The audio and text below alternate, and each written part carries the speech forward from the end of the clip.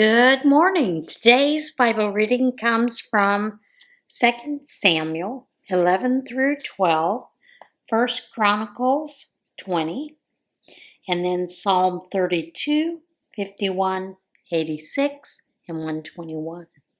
Settle in, it might be a little long. We'll get through it. When that time of year came around again, the anniversary of the Ammonite aggression, David dispatched Joab and his fighting men of Israel in full force to destroy the Ammonites for good. They laid siege to Rabbah, but David stayed in Jerusalem. One late afternoon, David got up from taking his nap and was strolling on the roof of the palace. From his vantage point on the roof, he saw a woman bathing. The woman was stunningly beautiful. David sent to ask about her and was told, "Isn't that Bathsheba, daughter of Eliam, wife of Uriah the Hittite?" David sent his agents to get her. After she arrived, he went to bed with her. This occurred during the time of purification, following her period. Then she returned home. Before long, she realized she was pregnant. Later, she sent word to David, "I'm pregnant." David then got in touch with Joab. "Send Uriah the Hittite to me." Joab sent him. When he arrived, David asked him for news from the front, how things were going with Joab and the troops and with the fighting. Then he said to Uriah, "Go home, have a refreshing bath and a good night's rest." After Uriah left the palace, an informant of the king was sent after him. But Uriah didn't go home. He slept that night at the palace entrance along with the king's servants. David was told that Uriah had not gone home. He asked Uriah, "Didn't you just come off a hard trip? So why didn't you go home?" Uriah replied to David, "The chest is out there with the fighting men of Israel and Judah in tents. My master Joab and his servants are roughing it out in the fields. So how can I go home and eat and drink and enjoy my wife? On your life, I'll not do it." "All right," said David, "have it your way. Stay for the day and I'll send you back tomorrow." So Uriah stayed in Jerusalem the rest of the day. The next day, David invited him to eat and drink with him, and David got him drunk. But in the evening, Uriah again went out and slept with his master's servants. He didn't go home. In the morning, David wrote a letter to Joab and sent it to Uriah. In the letter, he wrote, "Put Uriah in the front lines where the fighting is the fiercest. Then pull back and leave him exposed, so that he's sure to be killed." So Joab, holding the city under siege, put Uriah in a place where he knew there were fierce enemy fighters. When the city's defenders came out to fight Joab, some of David's soldiers were killed, including Uriah the Hittite. Joab sent David a full report on the battle. He instructed the messenger, "After you have given to the king a detailed report on the battle, if he flares in anger, say, 'And, by the way, your servant Uriah the Hittite is dead.'" Joab's messenger arrived in Jerusalem and gave the king a full report. He said, "The enemy was too much for us. They advanced on us in the open field, and we pushed back to the city gate. But then arrows came hot and heavy on us from the city wall, and 18 of the king's soldiers died." When the messenger completed his report of the battle, David got angry at Joab. He vented it on the messenger. "Why did you get so close to the city? Didn't you know you'd be attacked from the wall? Didn't you remember how Abimelech's son of Jerub-Bethsheth got killed? Wasn't it a woman who dropped a millstone on him from the wall and crushed him at the Bez? Why did you go close to the wall?" "By the way," said Joab's messenger, "your servant Uriah the Hittite is dead." Then David told the messenger, "Oh, I see. Tell Joab, don't trouble yourself over this. War kills, sometimes one, sometimes another. You never know who's next. Redouble your assault on the city and destroy it. Encourage Joab. When Uriah's wife heard that her husband was dead, she grieved for her husband. When the time of mourning was over, David sent someone to bring her to his house. She became his wife and bore him a son. But God was not at all pleased with what David had done and sent Nathan to David. Nathan said to him, "There were two men in the same city, one rich, the other poor. The rich man had huge flocks of sheep, herds of cattle. The poor man had nothing but one little female lamb, which he bought and raised. It grew up with him and his children as a member of the family. It ate off his plate and drank from his cup, slept on his bed. It was like a daughter to him. One day a traveler dropped in on the man. He was too stingy to take an animal from his own herds of flocks to make a meal for his visitor. So he took the poor man's lamb and prepared a meal to set before his guest. David exploded in anger. "As surely as God lives," he said to Nathan, "the man who did this ought to be lynched. He must repay for the lamb 4 times over for his crime and his stinginess." "You're the man," said Nathan, "and here's what God, the God of Israel, has to say to you. I made you king over Israel. I freed you from the fist of Saul. I gave you your master's daughter and other wives to have and to hold. I gave you both Israel and Judah, and if that hadn't been enough, I'd have gladly thrown in much more. So why have you treated the word of God with brazen contempt, doing this great evil? You murdered Uriah the Hittite, then took his wife as your wife. Worse, you killed him with an Ammonite sword. And now, because you treated God with such contempt and took Uriah the Hittite's wife as your wife, killing and murder will continually plague your family. This is God speaking. Remember, I'll make trouble for you out of your own family. I'll take your wives from right out in front of you. I'll give them to some neighbor and he'll go to bed with them openly. You did your deed in secret. I'm doing mine with the whole country watching." Then David confessed to Nathan, "I've sinned against God." Nathan pronounced, "Yes, but that's not the last word. God forgives your sin. You won't die for it. But because of your blasphemous behavior, the son born to you will die." After Nathan went home, God afflicted the child that Uriah's wife had borne to David, and he came down sick. David prayed desperately to God for the little boy. He fasted, wouldn't go out, and slept on the floor. The elders in his family came in and tried to get him off the floor, but he wouldn't budge. Nor could they get him to eat anything. On the 7th day, the child died. David's servants were afraid to tell him. They said, "What do we do now?" "While the child was living, he wouldn't listen to a word we said.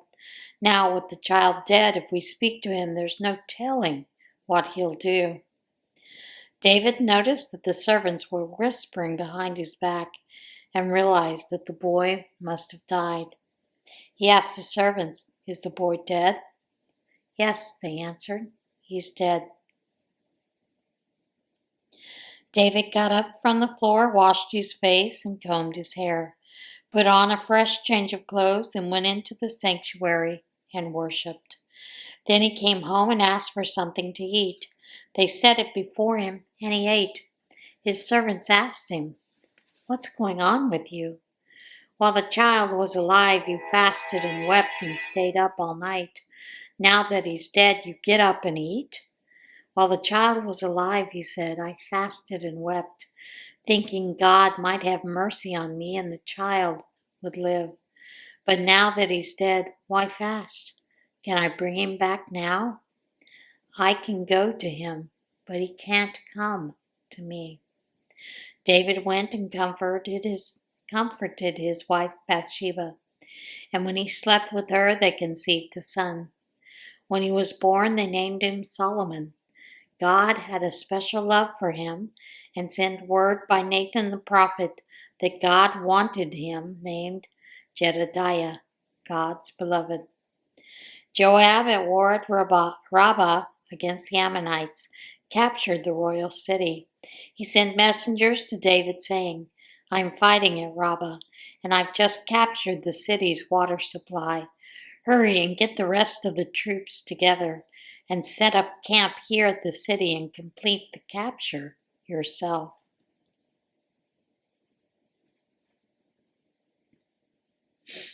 "Otherwise, I'll capture it and get all the credit instead of you."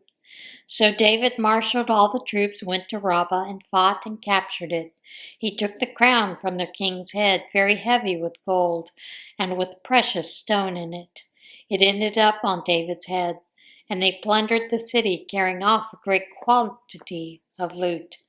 David emptied the city of its people and put them to slave labor using saws, picks, axes, and making bricks. He did this to all the Ammonite cities. Then David and the whole army returned to Jerusalem.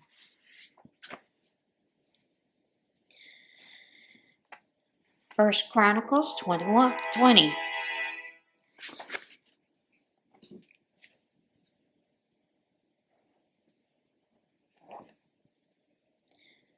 That spring, the time when kings usually go off to war, Joab led the army out and ravaged the Ammonites. He then set siege to Rabbah. David, meanwhile, was back in Jerusalem. Joab hit Rabbah hard and left it in ruins. David took the crown off the head of their king. Its weight was found to be a talent of gold and set with a precious stone. It was placed on David's head. He hauled great quantities of loot from the city and put the people to hard labor with saws, picks, and axes. This is what he did to all the Ammonites. Then David and his army returned to Jerusalem. Later, war broke out with the Philistines at Gezer.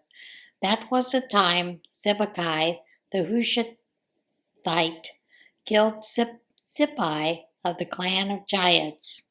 The Philistines had to eat crow. In another war with the Philistines, Elhanan, son of Jair, killed Lami, the brother of Goliath the Gittite, whose spear was like a ship's boom. And then there was the war at Gath that featured a hulking giant who had 24 fingers and toes, 6 on each hand and foot, yet another from the clan of giants. When he mocked Israel, Jonathan, son of Shemiah, David's brother, killed him. These came from the clan of giants and were killed by David and his men. Psalm 32. Count yourself lucky. How happy you must be. You get a fresh start. Your slate's wiped clean. Count yourself lucky. God holds nothing against you, and you're holding back nothing from him. When I kept it all inside, my bones turned to powder. My words became day-long groans. The pressure never let up. All the juices of my life dried up. Then I let it all out. I said, I'll come clean about my failures to God. Suddenly the pressure was gone. My guilt dissolved. My sin disappeared. These things add up. Every one of us needs to pray. When all hell breaks loose and the dam bursts, we'll be on high ground, untouched. God's my island hideaway. Keeps danger far from the shore. Throws garlands of hosannas around my neck. Let me give you some good advice. I'm looking you in the eye and giving it to you straight. Don't be ornery like a horse or mule that needs bit and bridle to stay on track. God defiers are always in trouble. God affirmers find themselves loved every time they turn around. Celebrate God. Sing together, everyone. All you honest hearts, raise the roof.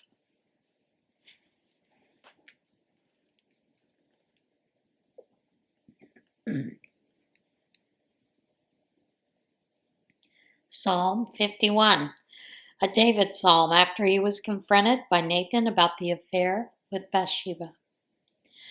Generous in love, God, give grace. Huge in mercy, wipe out my bad record. Scrub away my guilt, soak out my sins in your laundry.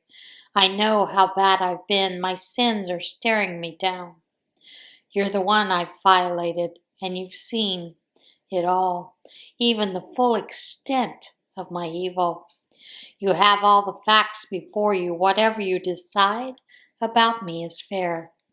I've been out of step with you for a long time, in the wrong since before I was born.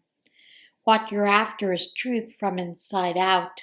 Enter me, then conceive a new, true life. Soak me in your laundry and I'll come out clean. Scrub me and I'll have snow white life. Tune me in to foot tapping songs. Set those once broken bones to dancing. Don't look too close for blemishes. Give me a clean bill of health. God, make a fresh start in me. Shape a Genesis week from the chaos of my life. Don't throw me out with the trash or fail to breathe holiness in me. Bring me back from gray exile. Put a fresh wind in my sails. Give me a job teaching rebels your ways, so the lost can find their way home. Commute my death sentence, God, my salvation, God, and I'll sing anthems to your life-giving ways. Unbutton my lips, dear God, I'll let loose with your praise. Going through the motions doesn't please you. A flawless performance is nothing to you. I learned God worship when my pride was shattered. Heart-shattered lives ready for love don't for a moment escape God's notice. Make Zion the place you delight in. Repair Jerusalem's broken down walls. Then you'll get real worship from us, acts of worship, small and large, including all the bulls that can heave at your altar. Psalm 86, a psalm of David. Bend an ear, God, answer me. I'm one miserable wretch. Keep me safe. Haven't I lived a good life? Help your servant. I'm depending on you. You're my God. Have mercy on me. I count on you from morning to night. Give your servant a happy life. I put myself in your hands. You're well known as good and forgiving, big-hearted to all who ask for help. Pay attention, God, to my prayer. Bend down and listen to my cry for help. Every time I'm in trouble, I call on you, confident that you'll answer. There's no one quite like you among the gods, O Lord, and nothing to compare with your works. All the nations you made are on their way, ready to give honor to you, O Lord. Ready to put your beauty on display, parading your greatness and the great things you do. God, you're the one. There's no one but you. Train me, God, to walk straight. Then I'll follow your true path. Put me together, one heart and mind. Then undivided I'll worship in joyful fear. From the bottom of my heart I thank you, dear Lord. I've never kept secret what you're up to. You've always been great toward me. What love! You snatched me from the brink of disaster. God, these bullies have reared their heads. A gang of thugs is after me, and they don't care a thing about you. But you, O God, are both tender and kind, not easily angered, immense in love, and you never, never quit. So look me in the eye and show kindness. Give your servant the strength to go on. Save your dear, dear child.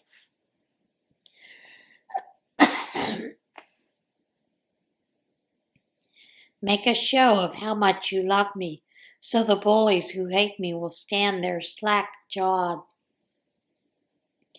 As you, God, gently and powerfully put me back on my feet.